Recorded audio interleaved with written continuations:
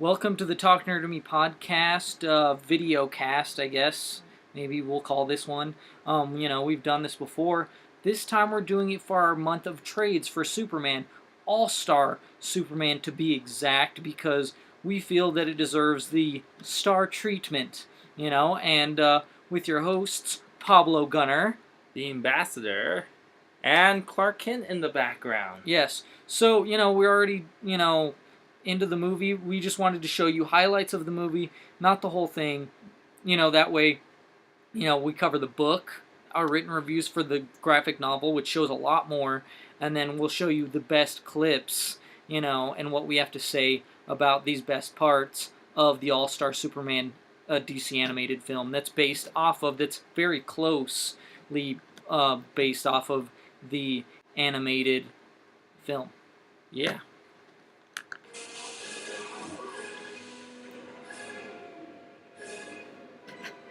This is like a little bit after the intro where he fights Lex Luthor, who's controlling another character.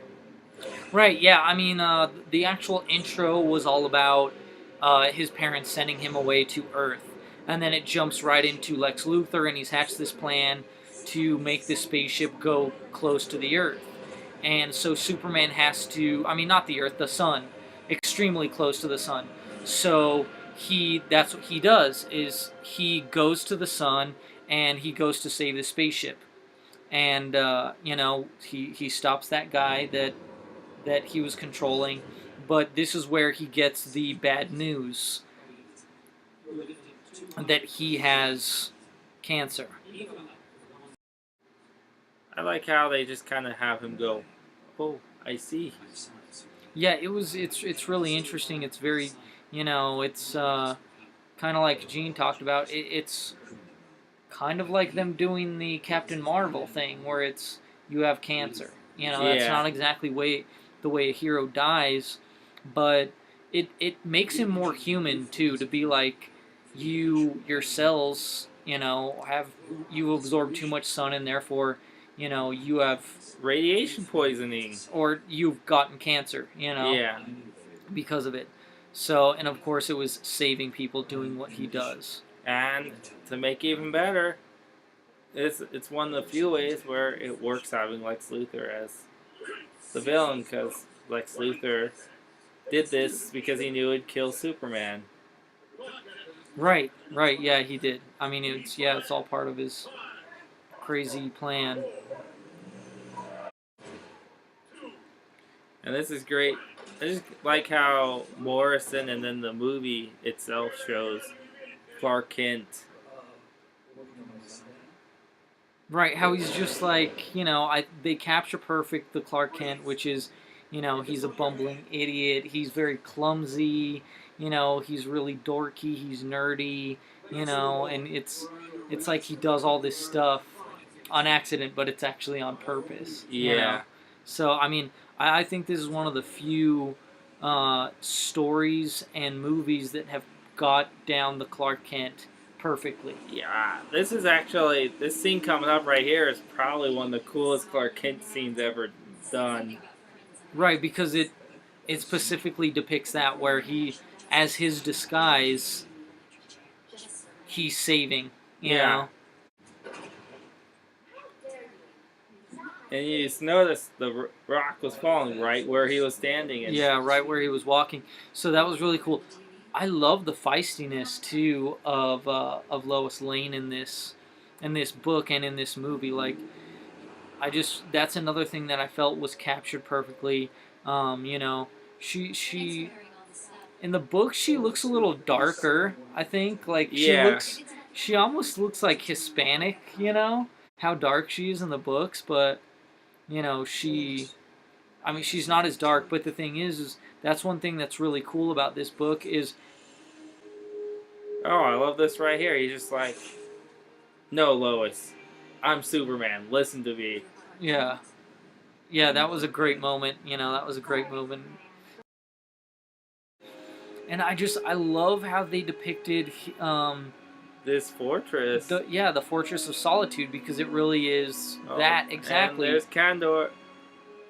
And it's like it's like a museum, but it's also a safe haven and just all this awesome stuff that he has, you know. Like I said, he has like zoos, he has, you know,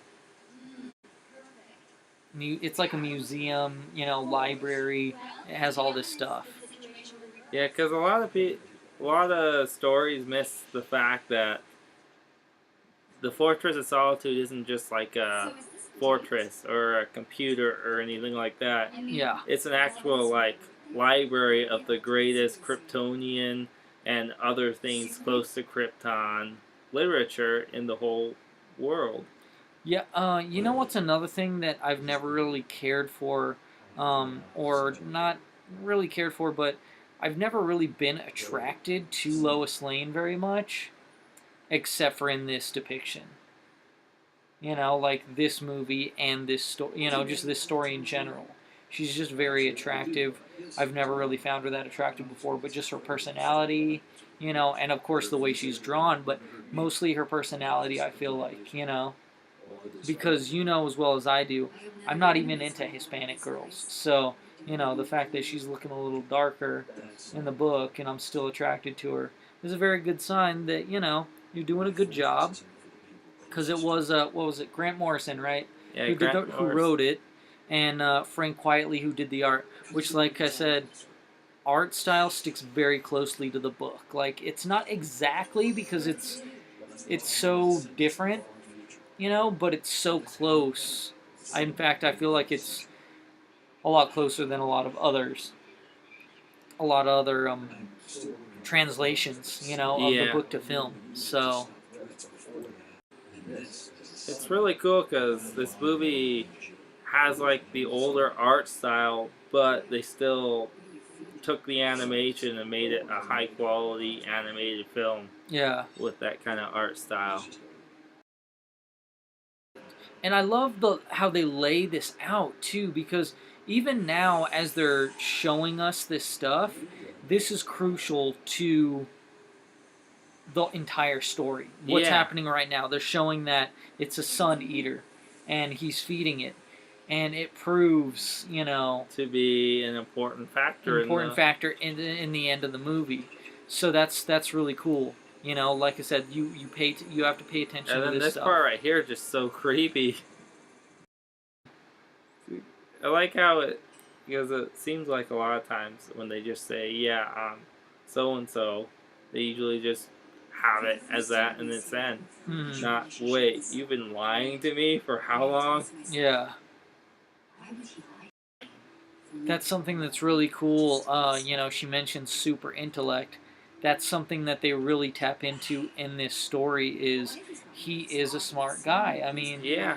the effect that the yellow sun has on him Made him even smarter, which is terrifying. Right.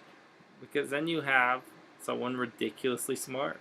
Right, not just really strong, which that's something that they've done in the past. Is they just focus on, oh, his powers and he's really strong. When in actuality, it's he's really fast, he's really smart, he's really strong. Everything. It's not just one thing. Yeah. Oh, this is cool. His birthday present to her. Yeah, and It's a fun idea, and you're thinking it's just a gimmick, but it really has to do with everything the story is about. yeah, and it really, and it's so realistic too because it's such like a female to ruin her own surprise. Yeah. Like I don't know how many times my wife has ruined her own surprise. It's been like almost every amount. He gives her this serum that gives her his abilities, and it's like a 24-hour serum or something like that, right? Yeah.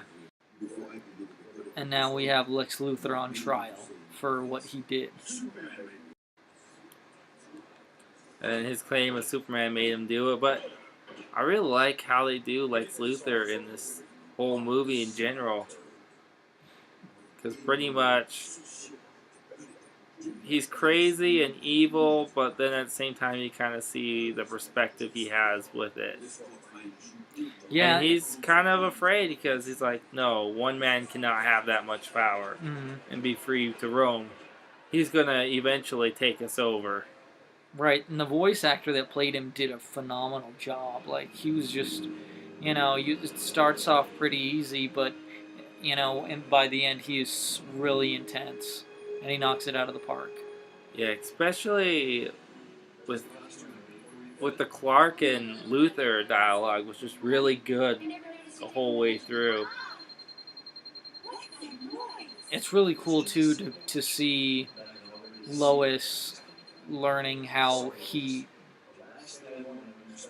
does things, or his abilities and all that. It's just really cool. Also because it's that thing of he's always alone, so now he gets to share this thing with the person that he loves.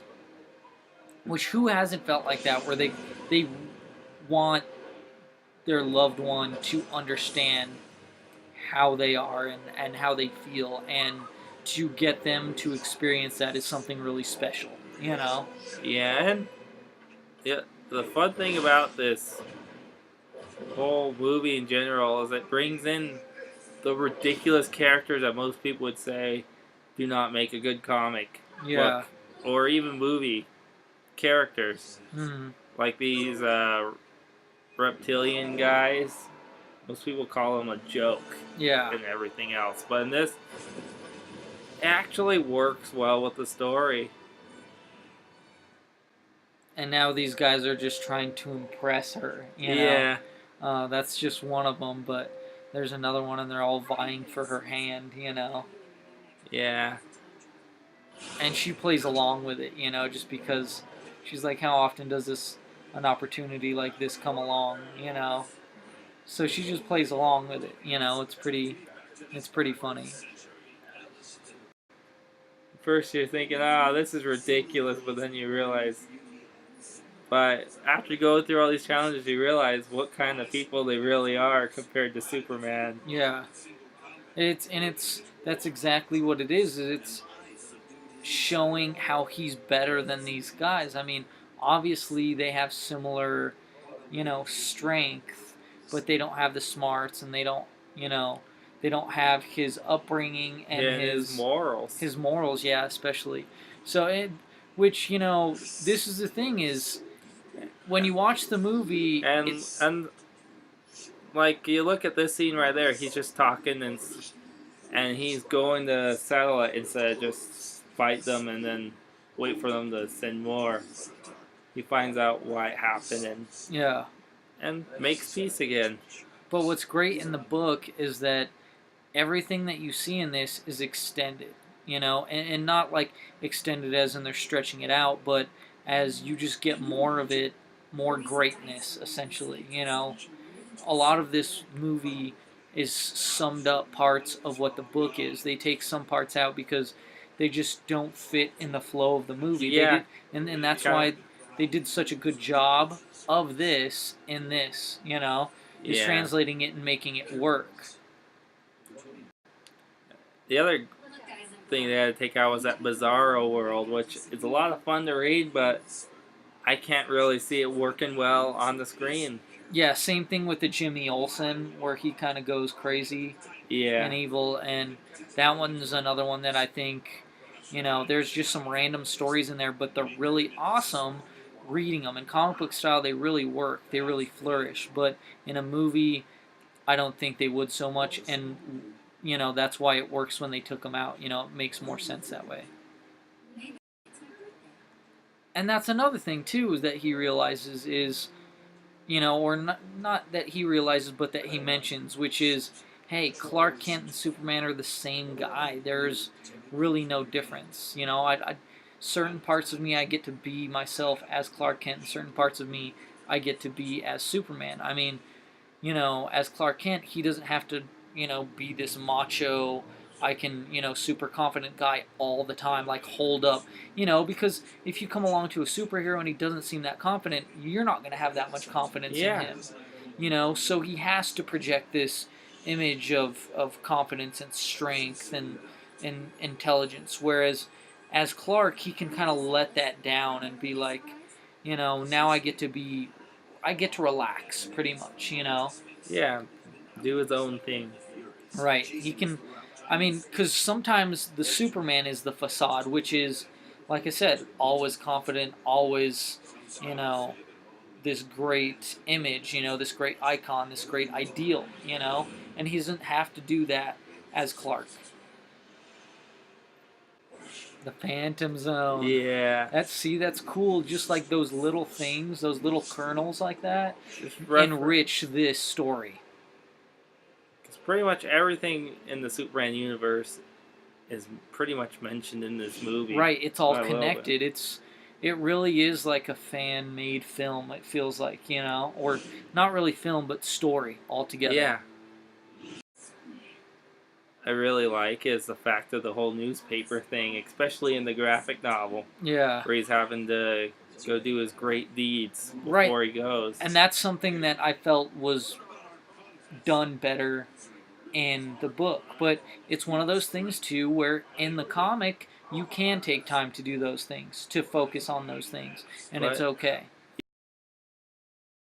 Whereas I don't really see this as a death of Superman story, or tale. I find it more as how Superman has lived his life story. Like that's how I see it, because yes, it is like it's like a bucket list too, Yeah. It's kind of like Superman's bucket list, but I feel it shows you how the icon lived his life, and I think that's every facet, and that's something that was so important in this book, and what makes it such a monumentally great story altogether. And it even answers some of the coolest what-if questions you've always wanted to know. Like, alright, because a lot of times when you're reading Superman or even watching it, you're thinking, is Lex Luthor really that bad of a person? Mm-hmm. Was it just Superman that drove him that way? Even in this movie, he's like, well, if I had Superman's power, I would make this world a better place. Yeah. And you actually find the answer out to this, and you realize, no, he's just a douchebag that makes the world worse if he has superpowers. Right. Because he just, power corrupts, and I like how this implies the friendship that him and Luthor have. Because they do in the comics as well. Well, I wouldn't say friendship, but relationship. Relationship. Yeah. They have a real... Like, I honestly think that the relationship between Clark and Luthor is actually stronger than the Superman and Luthor as far as, actually interacting. Yeah, it's a really interesting and dynamic relationship, to say the least. I like the whole Clark is trying not to turn into Superman type of thing. Mm-hmm. And then you see Luthor hold his own against Parasite. That was awesome. Yeah, it is pretty crazy to see the potential of Luthor. Even when he's not completely armed with his tech, he's still a dangerous person to be messed with. Right, because he's clever, he's smart, I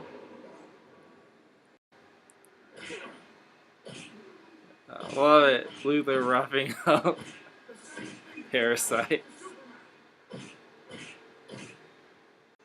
I love that line.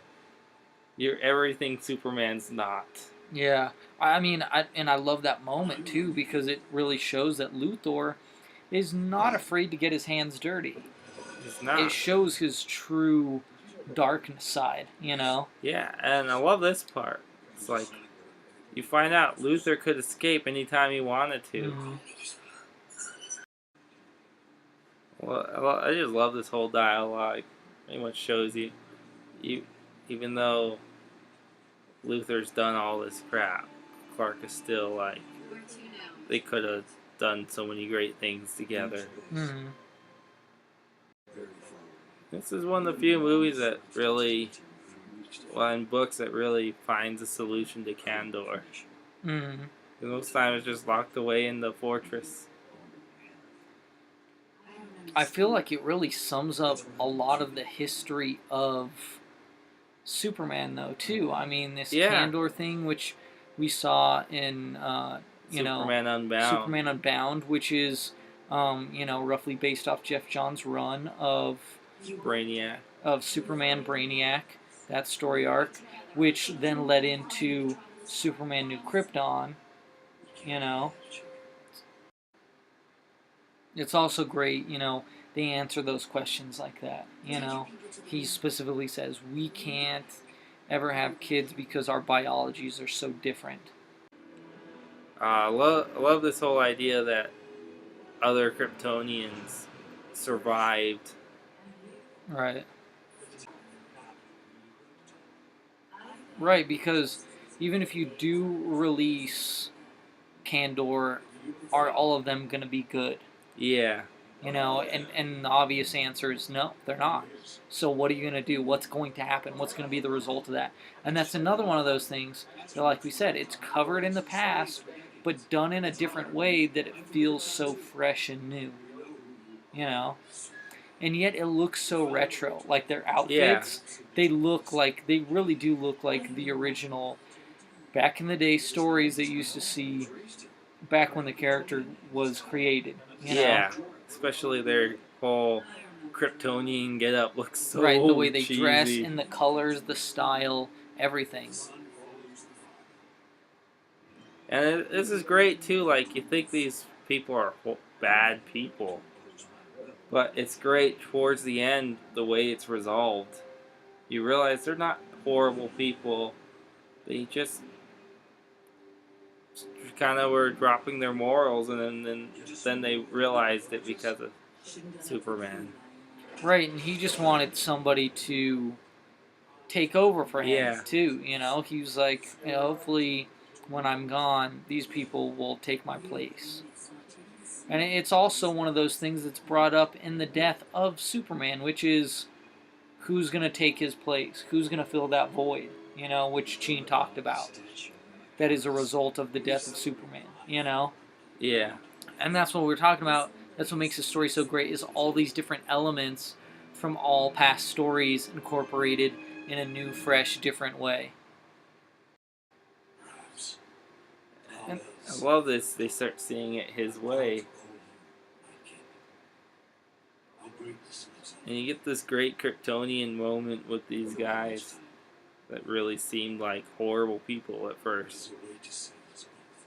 I also like just the idea of that you really get the grasp of he doesn't know Krypton. He was a baby when he landed here, so all he knows is the Earth. All he knows is he was raised in Kansas. The American ways. And those morals.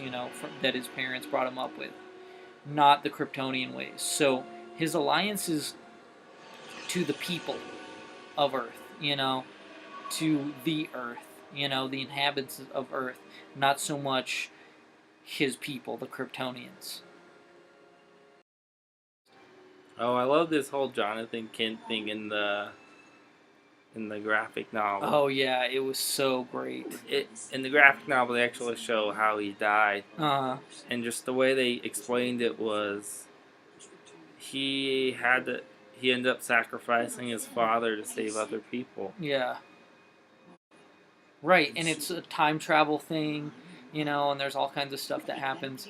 It's a really great, story, and that's why really you should read the graphic novel. I mean, this is easily the best Superman movie there is out there as far as animated films go. And I might even say that it's the greatest Superman movie ever made, because it's based off of the best Superman graphic novel ever. And on top of that, it's not just like the best Superman graphic novel, it's one of the best graphic novels period. Of all time period. I might say that it may be the best, just because I've read some phenomenal Batman stories, but I don't know how many Batman stories capture the entire essence and the entire continuity, and fan service that this movie, this story does, And here, this is a pivotal point. They try to kill him, and he made the serum, the 24-hour serum, he has Superman's powers now and you really get to see what he would do with his powers, with his abilities. Oh, this is great. Just the whole Sun Eater. They make you care about such a stupid sounding character. Mm-hmm. And it's like probably one of the biggest gimmicks I've ever heard of in the Superman comics and story in general. And it seems so insignificant too. Yeah. This is where you also get to see how it's starting to take the wear and tear of the cancer on him. Yeah. So, and that's something, like we said, you get to see that human side of him feeling ill, which something as humans we are very accustomed to.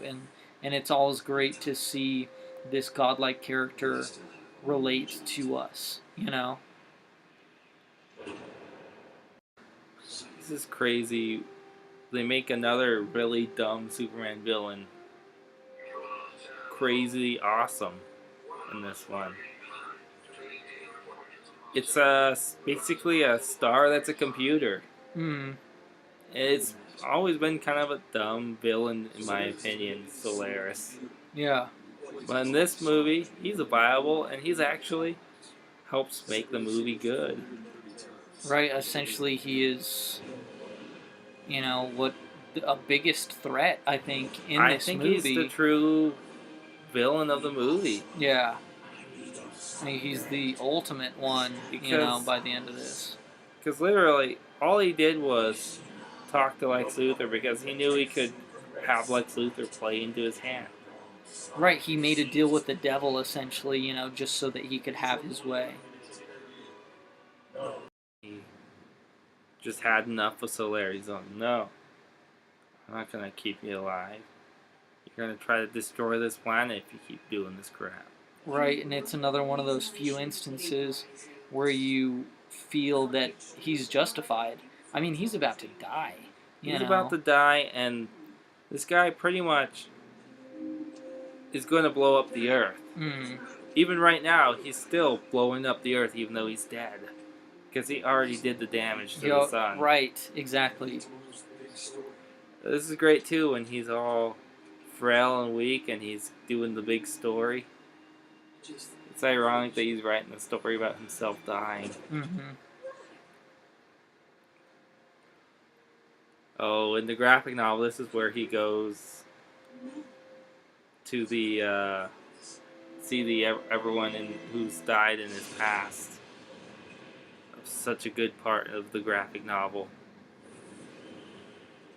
That was my favorite part in the movie because that's when Luthor realizes how Superman sees the world. It's all connected. Everything's connected. He sees everything down to the molecular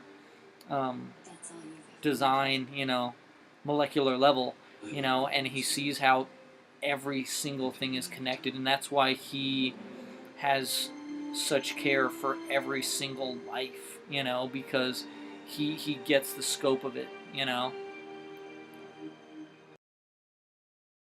I love how they leave it up to an open discussion. Like, so you're asking yourself, did he or did he not die? What makes it even better? The fact they never tell you. Never. Right. I mean, he's died before, and he wasn't really dead. He just they thought he was dead. There was no continuation to this at all. It's just branding it like this, and there doesn't need to be. It's just like the Killing Joke, where he chokes out Joker, and it's does he kill him? Yes or no? It doesn't matter, Yeah. And it's kind of up to your own interpretation, kind of like this. And then I like this ending where he's going to figure out the Superman serum.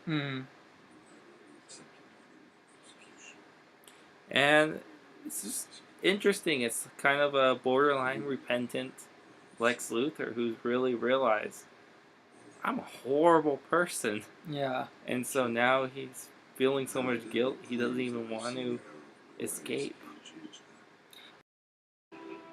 Which, if you want to watch this, you probably already have it at your house.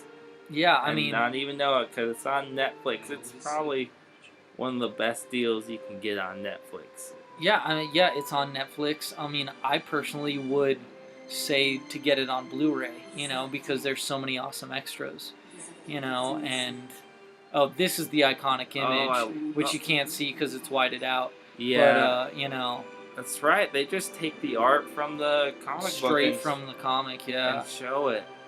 The point is, what it comes down to is that All-Star Superman is, to me, the ultimate, best, greatest Superman graphic novel of all time. Story of all time, Superman story of all time. It's easily in my top 3, if not the number 1 graphic novel that I've ever read. In fact, I would probably say that it probably is, just because for me, not being a hardcore Superman, I read this and I fell in love, because it is the mythos of Superman perfectly retold. My favorite part, though, and it's something that's not, I don't know if it's in the movie or not. Does it show the part where there's the girl and she's about to commit suicide? No, it doesn't. And he flies. She's at the top of a building, right? Oh yeah, and then he flies to her and she's crying, and he's like, she says, nobody cares, and he flies. He hears her, and he flies to her, and he goes, I care. And he just hugs her and embraces her, and she just weeps, and to me that was, it makes me teary-eyed just, like now, talking about it, because to me, everybody's had that moment in their life where, they don't know where they're at, they want to give up, or they feel powerless, and stuff, and there's always somebody there, that does care, and Superman is that guy, I mean, it shows that he cares about every single life, and there's a good reason for it, because he sees that it's all connected. Like I said, all the things that I've mentioned throughout this movie review is exactly why it's the perfect Superman story ever told. I mean, if you don't read the books, then this is the substitute, the movie. And it's still really great, even as a movie. Right. It is. I mean, I think it's the best. I think it may be the best Superman movie of all time, including the live-action movies. Yeah, I would agree with that. And really, if you really don't think Superman's that great, watch this and then you'll have a huge respect for Superman and realize that Superman should be one of the best graphic novels and movies of all time, and you just have to have the right people do it. Right. I mean, and the book is ultimately better than the movie, which I think you have to read the movie. I mean, you have to read the book, because it gives you so much more. It adds so much more depth, just everything, it just adds more, and that's really why you need to, you can check out both. For me, I saw the movie and I said, I like this so much, I'm going to read the book. I have to read the book because the movie's so good. And I've heard, from other sources, oh, hey, they didn't put this in, or, you're missing this. And there's those moments, just like the girl, where he shows up, and it's moments like that, small moments like that make it supremely better than the movie, even though the movie is a great way to get you into the book. I saw the movie first, but really made the book was the whole Jonathan Kent scene. It was just so crazy, and the way they show him dying, because really, the heart attack seemed kind of dumb.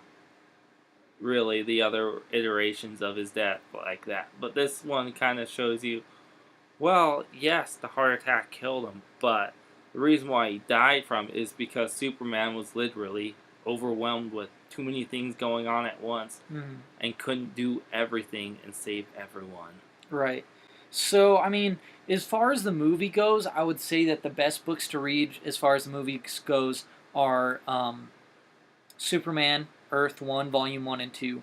but this is the supreme, ultimate, best Superman story ever told. So this movie, and this book are, I mean, they're a must buy, and not just a must buy, but like the, most supreme and ultimate buy of all the Yeah. Superman books. Like I said, It's it's a probably my favorite graphic novel of all time.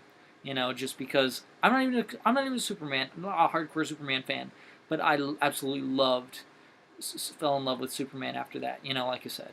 Yeah, So this movie I think is helped be the first step to turn us into bigger Superman fans. mhm. And really, this is like the best comic book movie of all time and the best comic book of all time. So if you're into any of those, you need to check this out. So stay nerdy, planet Earth, and keep those eyes hungry for Comics.